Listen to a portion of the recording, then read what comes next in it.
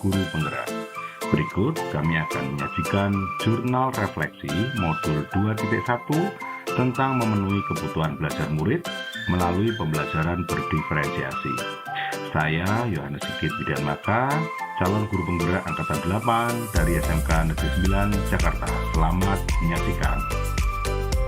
Jurnal refleksi dwi mingguan modul 2.1 adalah refleksi pembelajaran berdiferensiasi, di mana pada modul ini saya belajar tentang bagaimana menciptakan pembelajaran yang melayani kebutuhan murid yang beragam dengan merancang diferensiasi konten, diferensiasi proses, diferensiasi produk, serta berbagai asesmen yang dilaksanakan untuk memenuhi kebutuhan murid serta tindak lanjut dalam proses belajar mengajar di kelas.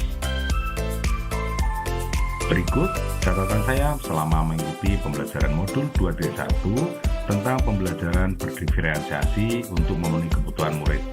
Jurnal refleksi ini saya tulis sebagai media untuk mendokumentasi perasaan, gagasan, dan pengalaman serta praktik baik yang telah saya lakukan. Model refleksi yang saya gunakan adalah 4F, yaitu fact, feeling, finding, dan future. Peristiwa yang saya alami adalah yang pertama, saya mengerjakan modul pretest sebanyak 18 soal pilihan ganda, soal yang memuat materi-materi yang akan dipelajari dalam modul 2. Kemudian, mulai dari diri, yaitu belajar tentang pengalaman-pengalaman yang dilaksanakan oleh guru di masa lalunya, untuk membantu dirinya belajar dengan lebih baik sehingga dapat mencapai tujuan pembelajaran yang diharapkan. Eksplorasi konsep, dalam hal ini saya diberi pemahaman tentang pembelajaran berdiferensiasi sehingga dapat menjelaskan bagaimana cara mengetahui kebutuhan belajar murid. Ruang kolaborasi, di mana saya dibimbing oleh Bapak Rosa Ramadona sebagai fasilitator, yaitu mengkaji serta menganalisis berbagai contoh kasus mengenai pembelajaran berdiferensiasi. Pada ruang kolaborasi 2, saya bersama teman-teman CGP mempresentasikan hasil analisis kami tentang pembelajaran berdiferensiasi dari berbagai jenjang pendidikan. Demonstrasi kontekstual, kami diminta menyusun RPP berdiferensiasi didahului dengan analisis kebutuhan belajar siswa. RPP menggambarkan penerapan salah satu dari diferensiasi konten, proses ataupun produk sesuai dengan tujuan pembelajaran dan kebutuhan belajar murid. Elaborasi pemahaman. Pada sesi ini kami diberikan pemahaman oleh instruktur tentang pembelajaran berdiferensiasi. Sebelum melaksanakan pemahaman bersama instruktur, saya mempelajari tentang alasan mengapa pembelajaran berdiferensiasi dapat berhasil dan peran kepemimpinan dalam pembelajaran berdiferensiasi. Koneksi antar materi. Pada modul ini kami menyusun koneksi pembelajaran modul memenuhi kebutuhan belajar murid melalui pembelajaran berdiferensiasi dan pembelajaran-pelajaran sebelumnya dari filosofi belajar dewantara, nilai dan peran guru penggerak, visi guru penggerak, dan budaya positif. Aksi nyata, dalam aksi nyata merupakan hal yang akan kami susun dalam pelaksanaan pembelajaran di kelas bersama ibu pengajar praktik. Feeling atau perasaan saya yang saya alami dalam modul ini adalah pada awalnya saya merasa bingung dan berpikir bahwa dalam pelaksanaan persiapan pembelajaran berdiferensiasi akan rumit dan sangat berbeda dengan pembelajaran yang konvensional yang sudah dilakukan.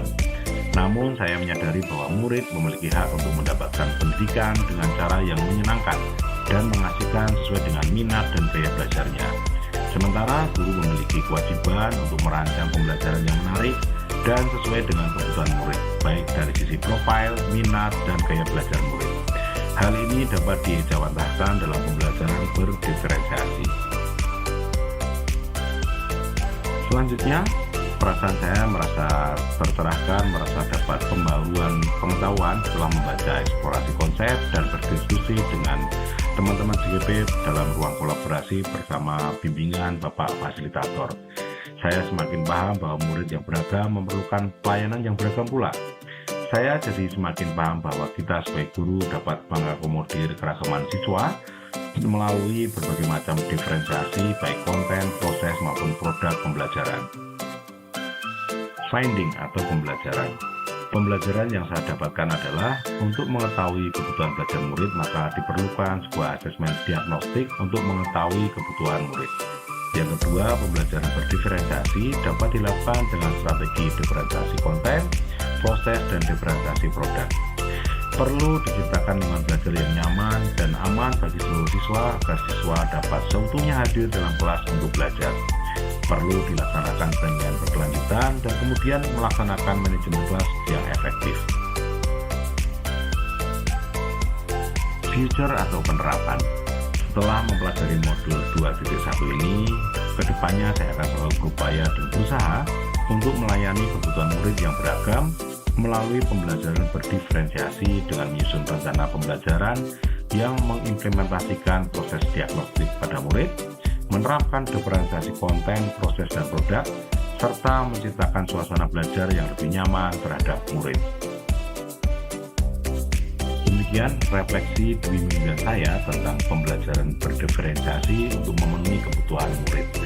Salam semangat untuk pendidikan Indonesia yang maju dan berkebudayaan.